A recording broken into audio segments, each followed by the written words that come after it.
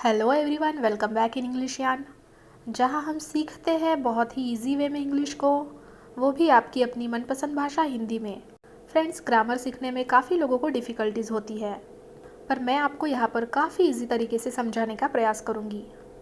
तो आप इस वीडियो को बिना स्किप किए एंड तक ज़रूर देखिए। फ्रेंड्स, जैसे कि आप जानते हो, हमने अपने चैनल पर टेंस की सीरीज़ हाल ही में शुरू की है।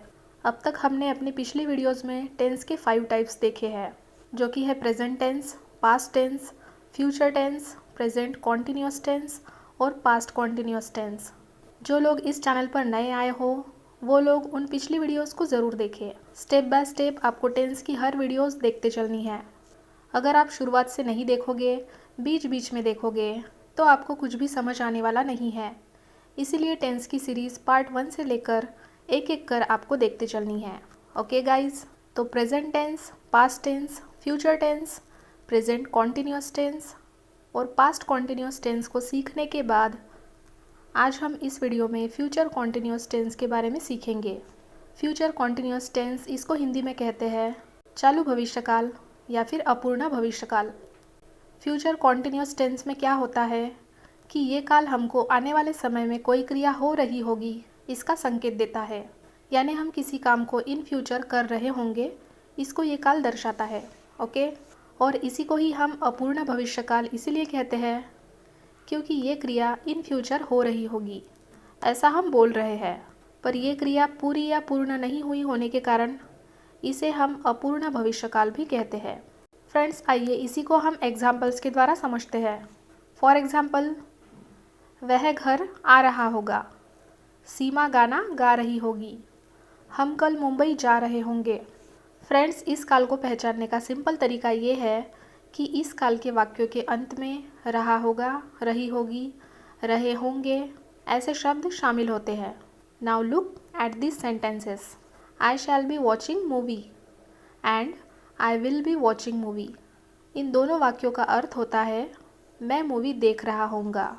गाइस, जैसे हमने अपनी पिछली वीडियो में देखा कि according to old English grammar I और वी के साथ शैल यूज़ होता है और ही, शी, ईट इनके साथ विल यूज़ होता है। पर गाइस, आजकल आई और वी इन दोनों के साथ भी हम विल का ही यूज़ करते हैं। सिंपल फ्यूचर टेंस में विल और फ्यूचर कॉन्टिन्यूस टेंस में विल बी का यूज़ हम करते हैं। इसीलिए हमने यहाँ पर केवल विल बी को ही याद कर लिया, इतना काफ़ी है। यानी कि हमारा सेंटेंस स्ट्रक्चर होगा subject plus will be plus verb plus ING plus object. देखिए, यहाँ सब्जेक्ट कोई भी हो, हमको विल बी का यूज़ ही करना है। Okay, now let's see positive और affirmative form of future continuous tense. Richa will be losing weight, Richa वज़न कम कर रही होगी। रोहन मुंबई जा रहा होगा, Rohan will be going to Mumbai. माँ खाना बना रही होगी, mother will be cooking food.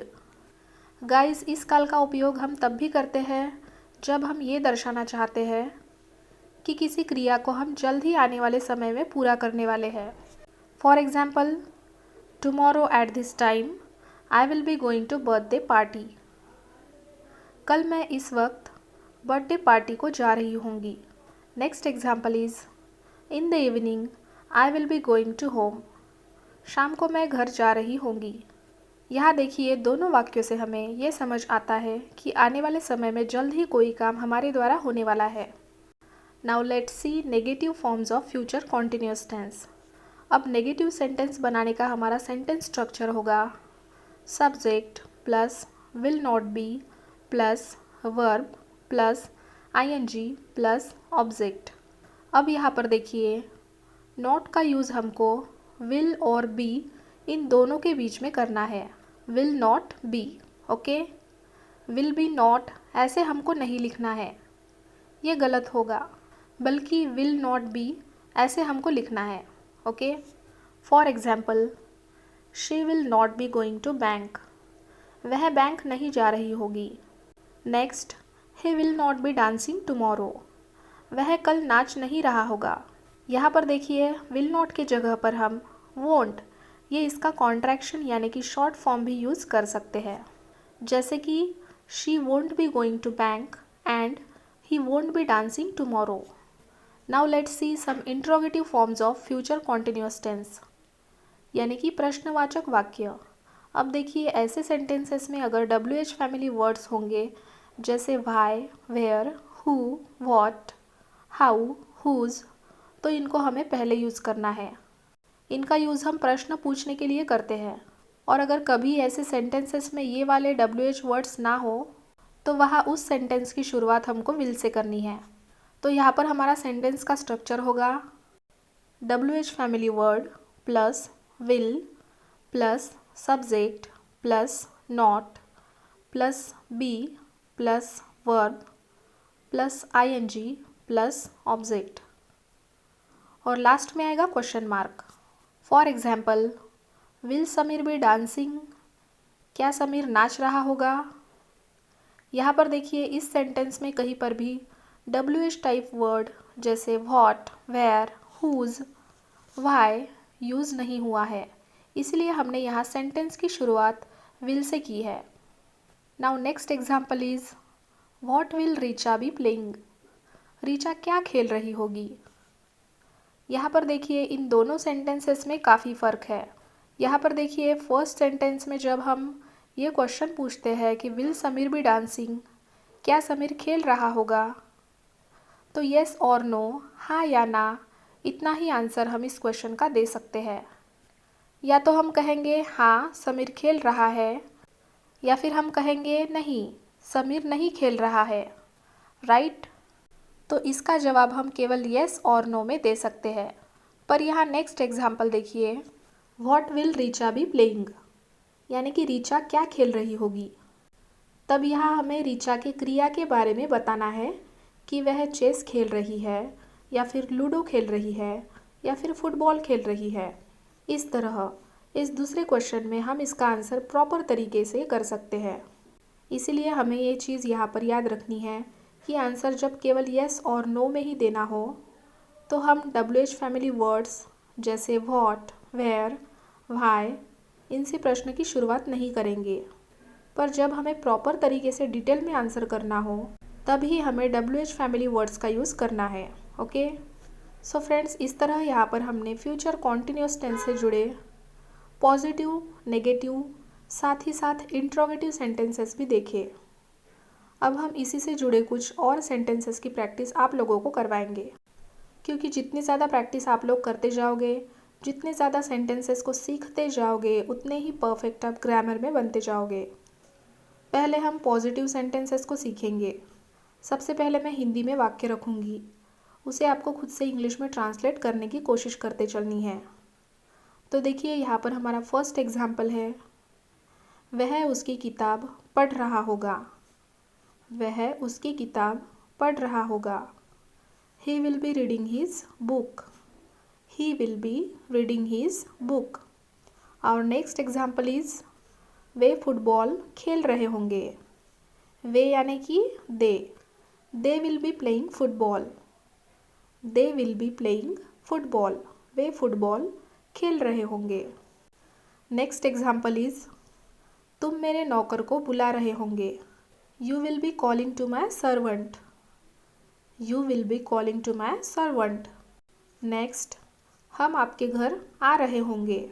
हम आपके घर आ रहे होंगे। We will be coming to your house. We will be coming to your house. तो गाइज ये थे कुछ पॉजिटिव सेंटेंसेस। अब हम देखेंगे कुछ नेगेटिव सेंटेंसेस भी। देखिए फर्स्ट एग्जाम्पल है, मैं लंदन नहीं जा रहा होगा।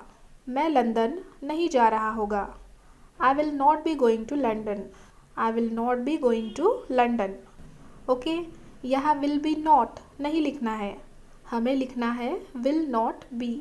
ये चीज़ ध्यान देनी है आपको। ओके, नेक्स्ट देखिए, वे मार्केट या बाज़ार नहीं जा रहे होंगे।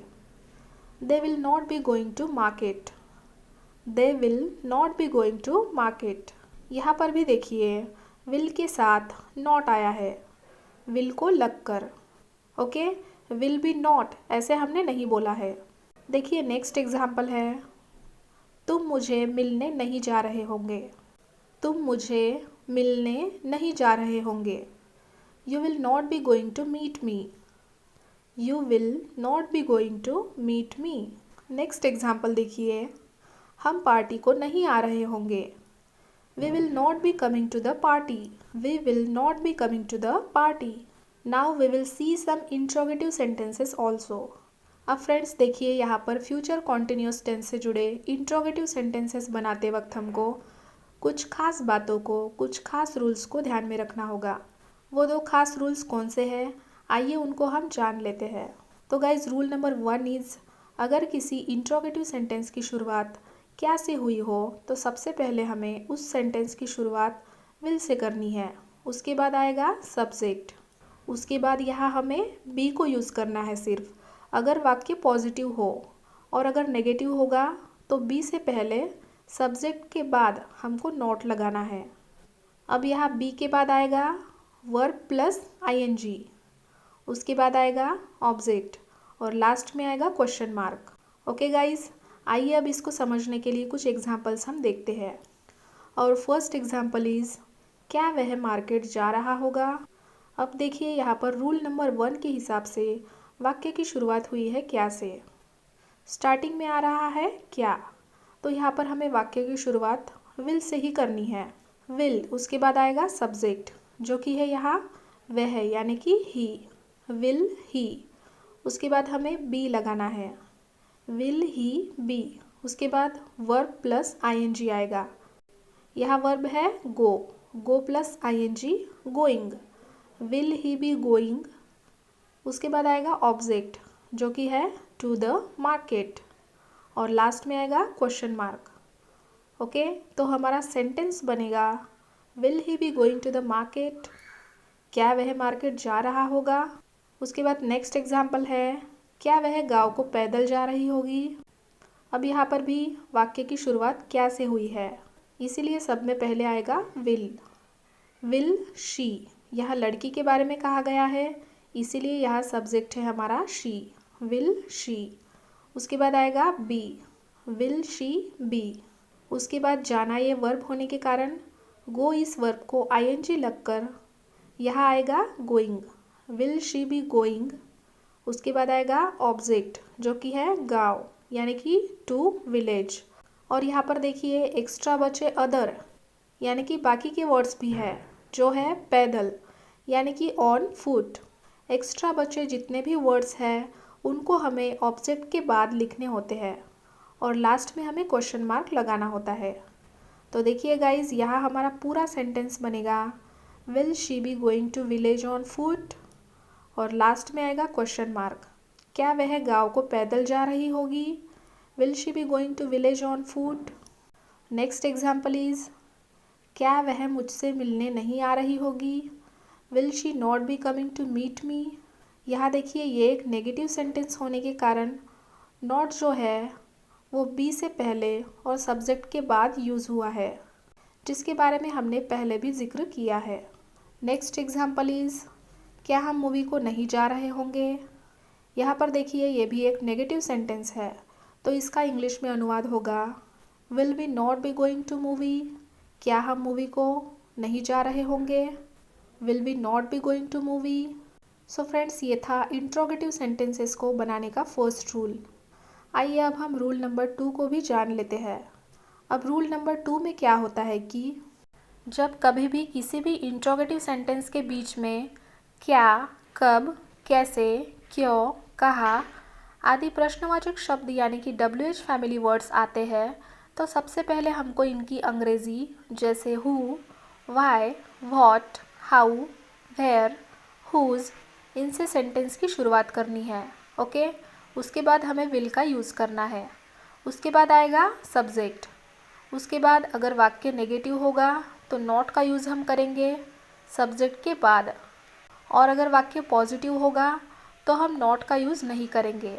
उसके बाद आएगा बी, उसके बाद ऑब्जेक्ट आएगा। ऑब्जेक्ट के बाद अगर कोई अदर वर्ड्स बचे हो तो वो यहाँ आएंगे और लास्ट में आएगा हमारा क्वेश्चन मार्क। ओके, आइए अब इस रूल को हम एग्जाम्पल्स के द्वारा समझते हैं। और फर्स्ट एग्जाम्पल इज़, कल तुम्हारे पिताजी कहाँ जा रहे होंगे। यहाँ देखिए, इस सेंटेंस के बीच में आया है कहाँ। इंग्लिश में कहाँ को वेयर कहा जाता है। तो अगर वाक्य के बीच में क्या, कौन, कब, कैसे, कहाँ आदि प्रश्नवाचक शब्द या WH फैमिली वर्ड्स आते हो तो ऐसे में हमको सबसे पहले उनको ही यूज़ करना होता है। यहाँ देखिए इस एग्जाम्पल में हमको सबसे पहले वेयर को यूज़ करना है। कल तुम्हारे पिताजी कहाँ जा रहे होंगे। वेयर के बाद विल, रूल नंबर 2 के स्ट्रक्चर के हिसाब से। उसके बाद आएगा सब्जेक्ट जो कि है योर फादर। उसके बाद बी, उसके बाद जाना इस वर्ब की ING फॉर्म गो प्लस ING गोइंग। उसके बाद आएगा ऑब्जेक्ट, फिर आएगा क्वेश्चन मार्क। तो कल तुम्हारे पिताजी कहाँ जा रहे होंगे, इस वाक्य का अनुवाद होगा where will your father be going tomorrow. Where will your father be going tomorrow. अब देखिए नेक्स्ट एग्जाम्पल है वह अपनी किताब क्यों नहीं पढ़ रहा होगा। इस सेंटेंस के बीच में देखिए क्यों ये प्रश्नवाचक शब्द आया है। क्यों यानी कि वाई, तो सबसे पहले आएगा वाई, उसके बाद आएगा विल, उसके बाद आएगा सब्जेक्ट जो कि है यहाँ वह यानी कि ही, वाई विल ही। उसके बाद नॉट का यूज़ हमें करना होता है सब्जेक्ट के बाद क्योंकि ये एक नेगेटिव सेंटेंस है। उसके बाद बी का यूज़ हमें करना है यहाँ। उसके बाद वर्ब प्लस ING, यहाँ हमारा वर्ब है रीड प्लस ING यानी कि रीडिंग। उसके बाद आएगा ऑब्जेक्ट जो कि है हीज़ बुक और लास्ट में आएगा क्वेश्चन मार्क। ओके, तो कुल मिलाकर हमारा सेंटेंस बनेगा why will he not be reading his book. Why will he not be reading his book, वह अपनी किताब क्यों नहीं पढ़ रहा होगा। नेक्स्ट एग्जाम्पल है मैदान में कौन खेल रहा होगा। देखिए ये एक पॉजिटिव सेंटेंस है इसीलिए यहाँ पर हम नॉट का यूज़ नहीं करेंगे। यहाँ बीच में WH फैमिली वर्ड आया है कौन यानी कि who will be playing in the ground. Who will be playing in the ground, मैदान में कौन खेल रहा होगा। नेक्स्ट एग्जाम्पल इज़ वह कल क्यों नहीं गा रही होगी। ये एक नेगेटिव सेंटेंस है फ्रेंड्स, तो यहाँ हम नॉट का यूज़ करेंगे। यहाँ आया है क्यों यानी कि why. Why will she not be singing tomorrow. Why will she not be singing tomorrow, वह कल क्यों नहीं गा रही होगी। सो फ्रेंड्स इस तरह यहाँ पर हमने काफ़ी इजी तरीके से और काफ़ी डिटेल में फ्यूचर कॉन्टिन्यूस टेंस को एक्सप्लेन किया है। आई होप ये जानकारी आपको पसंद आई हो। गाइज इसी तरह हम टेंस के 12 टाइप्स को इजी तरीके से हमारी आने वाली टेंस की सीरीज़ में कवर करने वाले हैं। तो जो लोग हमारे इस चैनल पर नए आए हो वो लोग इजी इंग्लिश लर्निंग वीडियोस को पाने के लिए हमारे इस चैनल को सब्सक्राइब ज़रूर कर ले ताकि हमारी आने वाली हर नई वीडियो का नोटिफिकेशन आप तक टाइम पर पहुंच सके। आपके कुछ डाउट्स एंड क्वेरीज होंगे तो आप हमें उसे कमेंट बॉक्स में लिखकर पूछ सकते हो। हम आपकी सहायता करने की पूरी कोशिश करेंगे। सो फ्रेंड्स आज के लिए बस इतना ही, फिर मिलते हैं नेक्स्ट वीडियो में एक नया टॉपिक आप सब लोगों के लिए लेकर। तब तक keep learning, keep practising, keep sharing. Bye bye and take care.